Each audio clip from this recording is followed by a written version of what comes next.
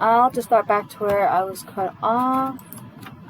And as I stated before, with the amount of waste that the plant was producing, this amount seemed unlikely for the refinery to contain it all. And there was a rumor going around that the gas waste and water waste could have contained substances not identified by Lynas or the Department of Environment based in Malaysia. So with the plant came the destruction.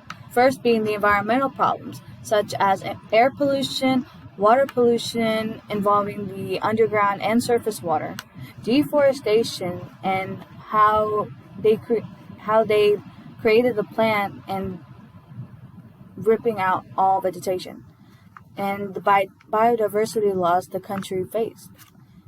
Second being the health problems, such as exposure to radiation, which could cause illnesses such as cancer, and the exposure to polluted air, such as, for example, they can develop cancer or the similar problems like the miners in Virginia with the black lung, and which it kind of reminded me of.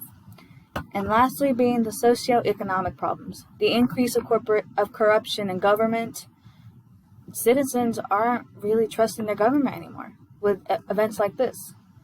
And the increase of police presence and the violation of human rights. They criminalized activists in protecting their land from further destruction from corporations like Lynas. And so with it came the bad blood. The creation of the plant caused widespread reactions and retaliation. The residents in Kuantan were infuriated with the destruction the corporation created. And with it, the group consisted of women, fisher people, religious groups, local government, any sort of citizen that was affected by the corporation's production. They started boycotts, blockades, artistic actions, lawsuits, protests, marches, and so many alternatives in stopping Lynas. And with it, the residents thus created Malaysia's biggest environmental campaign and retaliation of the secrecy for Malaysia's parliament and Lynas Corporation. And here's a couple pictures of them protesting and marching against this corrupt corporation and government. And so my takeaway is that my sense of helplessness against huge corporations feels that I can't do much from where I am. And which kind of surprises me because with people like this that are basically on an island and resources are limited, they are fighting for their lives to protect their homes against irreversible ruination. I just have one question for corporations. If people create a production without a thorough plan on keeping the environment clean and safe, why create it in the first place? I just don't see why.